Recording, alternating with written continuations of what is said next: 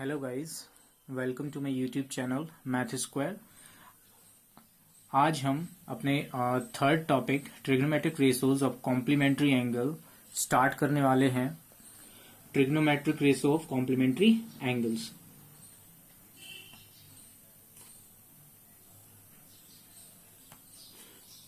Ratios of complementary angles। Okay, so इस टॉपिक को समझने से पहले हमें ये जानना बहुत जरूरी है कि कॉम्प्लीमेंट्री एंगल्स एक्चुअल में होते क्या हैं। ठीक है, तो कॉम्प्लीमेंट्री एंगल जानना भी जरूरी है और ये कॉम्प्लीमेंट्री एंगल किस तरीके से राइट एंगल में या फिर ट्रिग्नोमेट्रिक रेशोज में यूज होते हैं हम ये भी देखेंगे। तो इस कॉम्प्लीमेंट्री एंगल को राइट एंगल ट्रायंगल में समझने के लिए सबसे पहले हम एक राइट एंगल ट्रायंगल यहां पर ड्रॉ करेंगे।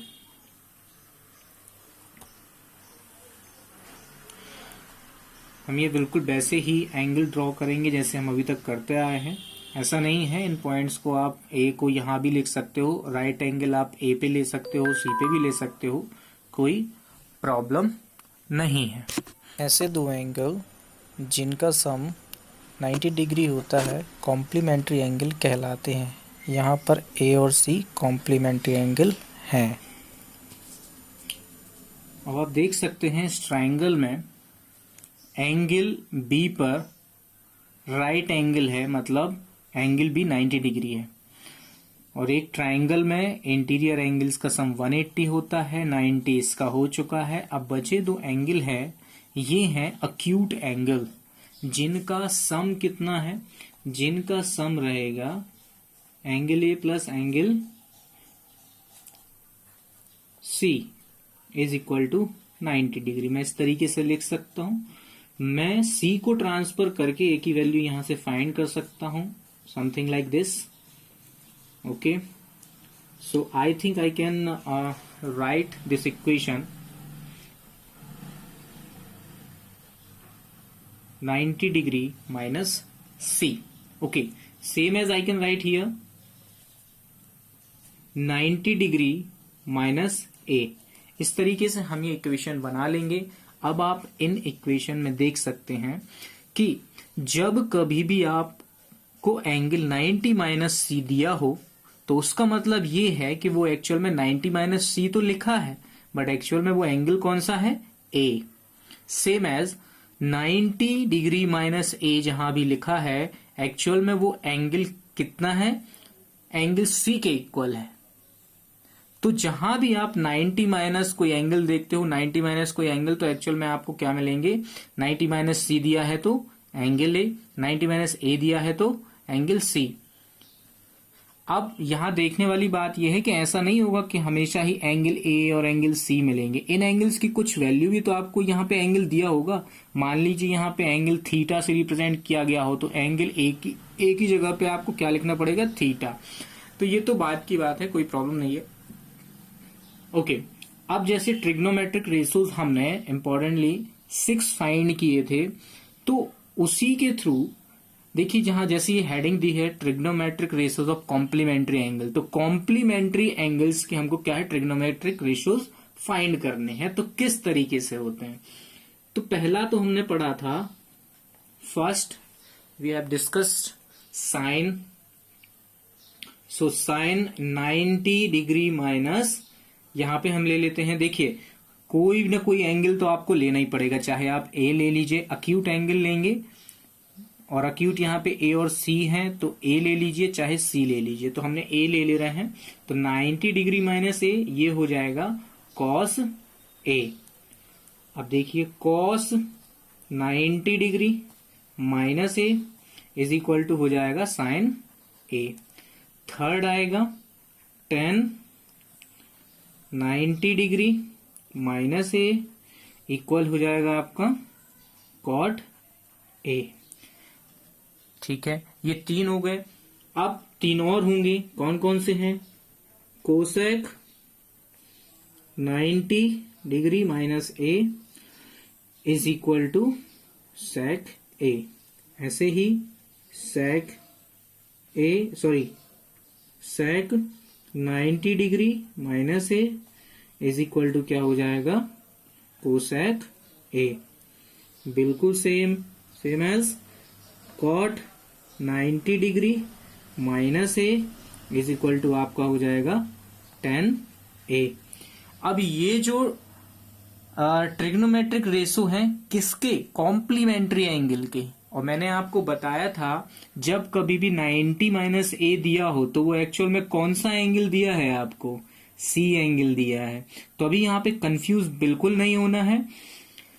अब देखिए मैं क्या कहना चाहता हूं, यदि आप फर्स्ट कॉम्प्लीमेंट्री एंगल्स के ट्रिग्नोमेट्रिक रेशियो को देखोगे, जैसे कि sine 90 degree minus A is equal to cos A.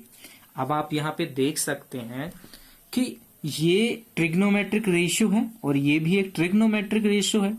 अब मैं आपसे सिर्फ एक ही चीज कहना चाहूंगा कि देखिए कॉम्प्लीमेंट्री एंगल्स की बात हो रही है तो 90 माइनस ए क्या होता है, मैंने आपको पहले ही बताया था। इस ट्राइंगल के अकॉर्डिंग यदि देखें तो 90 माइनस ए कौन सा एंगल है, सी है। तो मैं यहां पे क्या करूंगा, साइन यहां 90 माइनस ए की जगह पे सी लिख दूंगा इक्वल टू कॉस ए।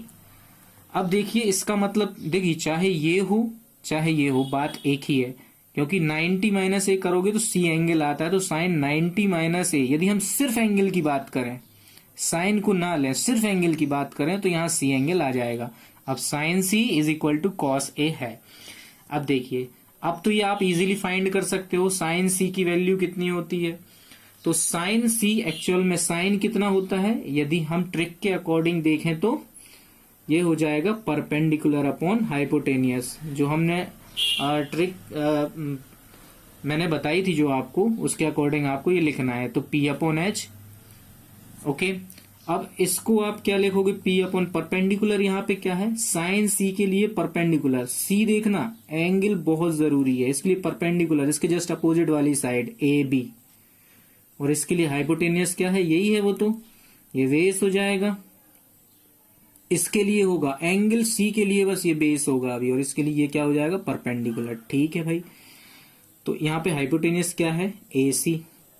इसका मतलब इसकी वैल्यू साइन 90 माइनस ए की वैल्यू कितनी आई, A B upon A C, A B by A C. अब हम कॉस ए की वैल्यू निकालते हैं, तो हमें कॉस ए निकालने के लिए पहले एंगल ए देखना पड़ेगा, ए। अब हम इस एंगल को देखते हुए डिसाइड करेंगे कि हमारा परपेंडिकुलर कौन होगा। तो इसके अपोजिट जो साइड होगी वो होगी अब परपेंडिकुलर एंगल ए के अकॉर्डिंग। ये हो जाएगा बेस, और ये हाइपोटेनियस तो चेंज होता ही नहीं है। तो कॉस कितना होता है, बेस अपॉन हाइपोटेनियस। अब यहां देखना है बेस कौन है, ए बी, बिल्कुल सही। और यहां पे हाइपोटेनियस कितना है, ए सी। चलिए ठीक है, आप यहां एक चीज देख सकते हैं, ए बी इधर भी है, मतलब किसकी वैल्यू आई है, ये 90 माइनस ए की वैल्यू आई है ए बी अपॉन ए सी। और कॉस ए की वैल्यू कितनी आई है, A B upon A C. Both the values are same, ठीक है, दोनों ratios, I mean both the ratios are same, दोनों रेशो सेम आए हैं। इसका मतलब क्या हुआ, साइन 90 माइनस ए एक्चुअल में किसके इक्वल होता है, कॉस ए के। Same as we can find out all the 5 trigonometric ratios of complementary angle. तो इसी तरीके से हम क्या कर सकते हैं, ये सारे के सारे और क्या होंगे, इसके इक्वल होंगे। अब आपको सिर्फ और सिर्फ ये रेशोज जो हैं वो याद करने हैं। यदि आप चाहते हो कि आपसे एक्सरसाइज नंबर 8.3 कंप्लीटली बहुत अच्छे से बने तो आपको ये याद करना ही पड़ेगा, बहुत इंपॉर्टेंट है, ध्यान रखिएगा। ठीक है, अब हमारा जो नेक्स्ट टॉपिक है that is really very important, बहुत ज्यादा इंपॉर्टेंट है for the exam point of view. So चलिए स्टार्ट करते हैं हमारा नेक्स्ट टॉपिक, जो कि है ट्रिग्नोमेट्रिक आइडेंटिटीज।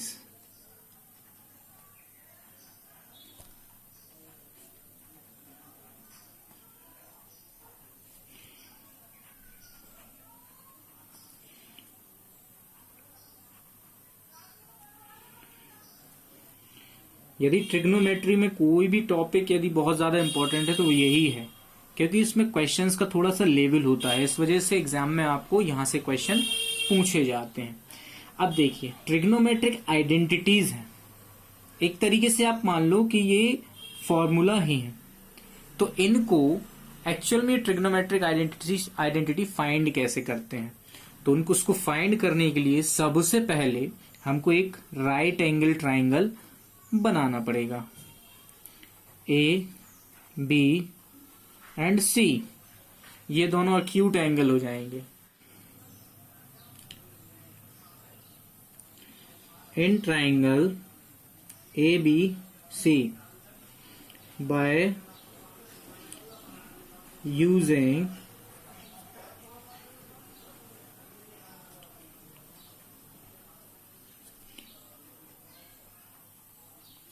Pythagoras theorem. ठीक है, पाइथागोरस थ्योरम यूज करेंगे। पाइथागोरस थ्योरम में यहां पे ये क्या हो जाएगा, हाइपोटेनियस, ये परपेंडिकुलर हम ले लेंगे और ये क्या हो जाएगा, बेस। सो हम यहां लिख सकते हैं पाइथागोरस थ्योरम क्या कहती है, यहां से हम लिख सकते हैं perpendicular square plus base square is equal to क्या हो जाएगा, हाइपोटेनियस स्क्वायर। ओके, तो यहां पे परपेंडिकुलर क्या है, A B square plus base है बी सी स्क्वायर, हाइपोटेनियस कितना है, ए सी स्क्वायर। ओके, ये हो जाएगी आपकी equation number 1। Now on dividing both side by A C square. ठीक है भाई, डिवाइड कर दीजिए। So we are going to divide it now, A B square upon A C square. Okay fine, B C square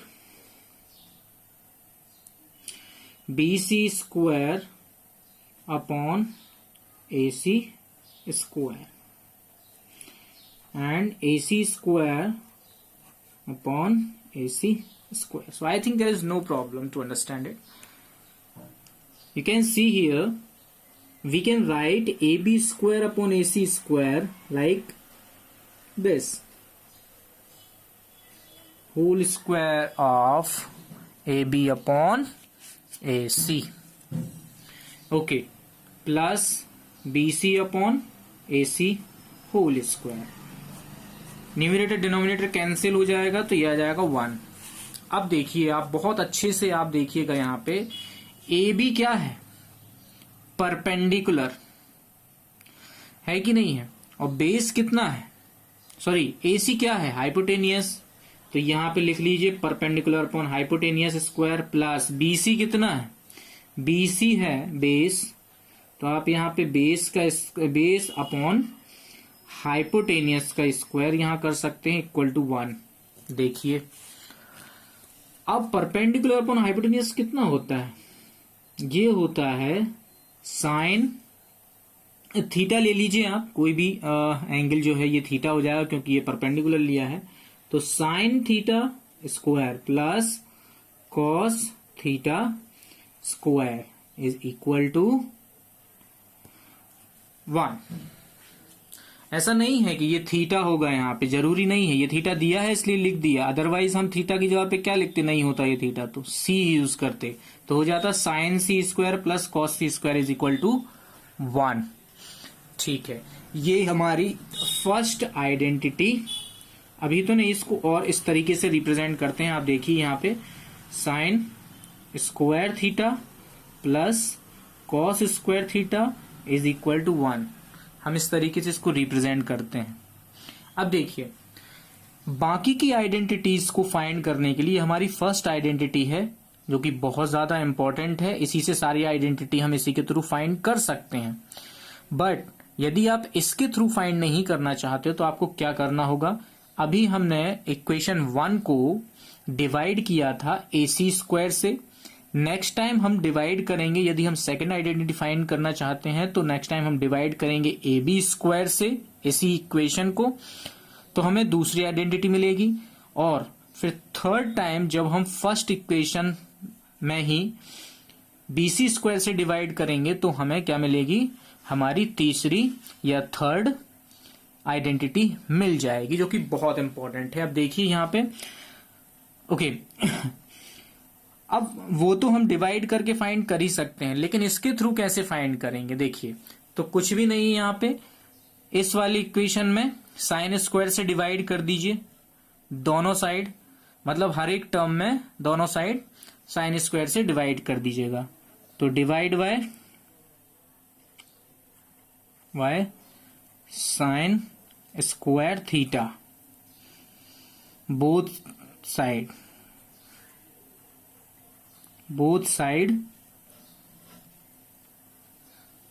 okay.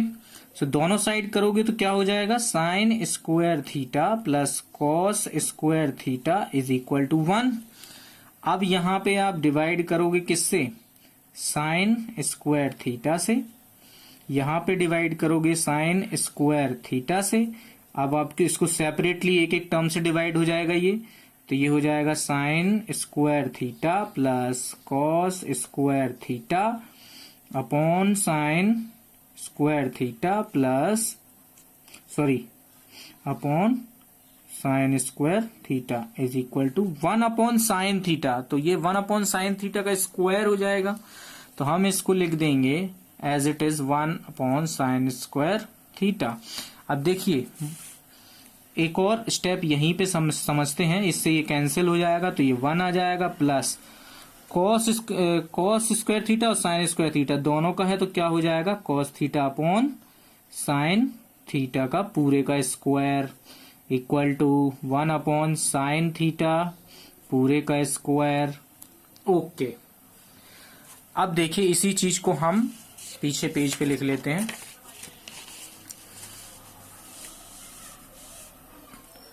ठीक है, देखिए इधर पीछे क्या आया था, something like this, 1 plus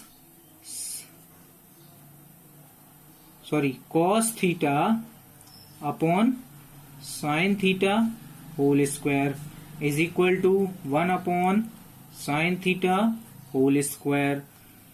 okay so 1 plus cos theta upon sine theta कितना होता है, cot theta square is equal to 1 upon sine theta कितना होता है, कोसेक थीटा। ये क्या है, रेसिप्रोकल है स्क्वायर, तो हम इसको क्या लिख सकते हैं, 1 plus cot square theta is equal to हो जाएगा कोसेक स्क्वायर थीटा। ये हमारी दूसरी आइडेंटिटी आ गई। ठीक है, बिल्कुल सेम हम क्या करेंगे, सेम हम अब की बार अभी हमने क्या किया था उस इक्वेशन में, साइन फर्स्ट आइडेंटिटी में साइन स्क्वायर से डिवाइड किया था। अब इस टाइम हम क्या करेंगे, कॉस स्क्वायर से डिवाइड करेंगे, तो हमें कुछ इस तरीके से मिलेगा। हमें जो थर्ड आइडेंटिटी हमारी मिलेगी वो इस तरीके से मिलेगी, tan square theta plus 1 is equal to sec square theta. ठीक है, ये हमारी फर्स्ट आइडेंटिटी है। ये सेकंड आइडेंटिटी, ये बहुत ज्यादा इंपॉर्टेंट है एक्सरसाइज नंबर 8.4 को सॉल्व करने के लिए। ओके, तो हम एक काम करते हैं, सारी की सारी तीनों यहां हम एक और लिख लेते हैं। जो हमारी फर्स्ट आइडेंटिटी आई थी sign square theta plus cos square theta. अब हम पहली आइडेंटिटी लेते हैं और इसकी हेल्प से हम सारी आइडेंटिटी निकालेंगे, कितनी और निकल सकती हैं। तो देखिए, इस अकेली आइडेंटिटी से हम और भी 4 आइडेंटिटीज फॉर्म कर सकते हैं। Just transfer these values right to left और लेफ्ट टू राइट। ओके, तो इसको हम ऐसा लिख सकते हैं, sine square theta is equal to हो जाएगा 1 माइनस कॉस स्क्वायर थीटा। ये बहुत ज्यादा यूज होता है, एक तो ये हो जाएगी। अब दूसरी बार में क्या करेंगे, कॉस स्क्वायर को लेफ्ट साइड रहने देंगे, राइट को ट्रांसफर साइन स्क्वायर को ट्रांसफर कर देंगे राइट में, तो 1 माइनस साइन स्क्वायर थीटा, ये भी बहुत यूज होती है, 2 हो गई। अब दोनों में क्या करना है, स्क्वायर दोनों का हटा देना है, तो साइन थीटा की सिंगल वैल्यू आ जाएगी, कॉस थीटा की सिंगल वैल्यू आ जाएगी। सो कैसे फाइंड करेंगे, कॉस थीटा फाइंड कर लेते हैं पहले। कॉस थीटा अकेला फाइंड करेंगे तो ये देखिए स्क्वायर यहाँ पे अंडर रूट, तो 1 माइनस साइन स्क्वायर थीटा। ऐसे ही साइन थीटा की वैल्यू चाहिए आपको, तो sine theta is equal to हो जाएगा under root 1 minus cos square theta. Okay fine, इस तरीके से हम ये निकालेंगे। अब देखिए दूसरी जो हमारी इक्वेशन है उसके अकॉर्डिंग यदि हम देखें तो, ठीक है, दूसरी इक्वेशन क्या थी हमारी, 1 plus cot square theta is equal to हो जाएगा कोसेक स्क्वायर थीटा। तो कैसे निकालेंगे, ये देखिए 1 इज इक्वल टू, इसको राइट साइड ट्रांसफर कर देंगे तो cosec square theta minus cot square theta. ऐसे ही 1 को ट्रांसफर कर देंगे तो क्या आ जाएगा, cot square theta is equal to आ जाएगा, ये 1 ट्रांसफर करेंगे तो कोसेक स्क्वायर थीटा माइनस 1। अब तो ये बात रही। अब देखिए इसी वाले से हम क्या करेंगे, हमें सिर्फ कोसेक थीटा की वैल्यू चाहिए, तो क्या करेंगे, इसका स्क्वायर जो है इधर पे राइट साइड में अंडर रूट लगा देंगे, तो एक और आ जाएगी आपके पास 1 plus cot square theta is equal to क्या हो जाएगा इक्वल टू हो जाएगा आपका कोसेक स्क्वायर थीटा। ठीक है भाई। अब देखिए ये वाली जो आपकी आइडेंटिटी आई थी, अब मुझे सिर्फ कॉट की अकेली वैल्यू चाहिए, तो कैसे निकालेंगे, तो cot theta is equal to आ जाएगा under root cosec square theta minus 1। ये बहुत ही ज्यादा आपकी इंपॉर्टेंट जो है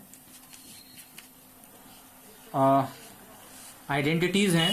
ये हमारी दूसरे फॉर्मूले से ये 4 आई, 1 2 3 एंड 4, ये 4 आई आपकी फर्स्ट आइडेंटिटी से, देख सकते हैं आप।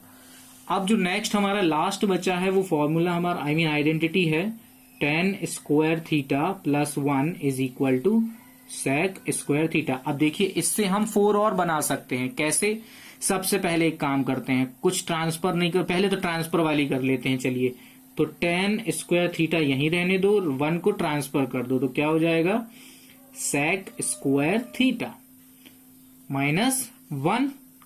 अब देखिए और क्या कर सकते हैं हम, अब हम ये स्क्वायर की जगह सिर्फ tan की वैल्यू फाइंड कर सकते हैं, तो ये भी कर सकते हैं हम। tan थीटा अकेला चाहिए है तो एक काम करो, स्क्वायर को हटा दो, यहां अंडर रूट लगा दो, तो सेक स्क्वायर थीटा माइनस 1, ये एक हो गया ट्रांसफर, उससे मिल गया। अब देखिए अब की बार क्या करेंगे हम, 1 को ट्रांसफर किया था अभी, अब 10 को ट्रांसफर करेंगे, तो आएगा 1 is equal to sec square theta minus 10 square theta. एक ये आइडेंटिटी हो जाएगी आपकी। ओके, जो लास्ट 1 बचती है वो क्या आएगी, अब ये जो स्क्वायर लगा है इस स्क्वायर को इधर लगा देंगे, तो ये आ जाएगी 4th यहाँ पे under root 10 square theta plus 1 is equal to sec theta. तो ये आपकी इस वाली आइडेंटिटी से 1 2 3 एंड 4, ये वाली तो मेन ही है। तो ये सारी की सारी आपकी आइडेंटिटीज आ चुकी हैं। इन्हीं का यूज एक्सरसाइज नंबर 8.4 में बहुत ज्यादा होने वाला है। आपको गाइज ये सारी की सारी याद करनी पड़ेंगी। आई एम श्योर कि थोड़ा सा उसमें आपको दिमाग लगाना पड़ेगा, बट क्वेश्चन में ये आइडेंटिटी आप यूज करोगे, थोड़ा सा दिमाग लगाओगे, 101% ये क्वेश्चन आपसे सॉल्व हो जाएंगे। बट एक्सरसाइज 8.4 में क्या है, आइडेंटिटी पे बेस्ड जो क्वेश्चन होते हैं वो एक्चुअल में प्रैक्टिस करने से आएंगे आपको, और किस तरीके की मेथड जो यूज होती है वो हम जब एक्सरसाइज करेंगे तब हम उस एक्सरसाइज में देखेंगे कि किस तरीके से हमको सॉल्व करना है।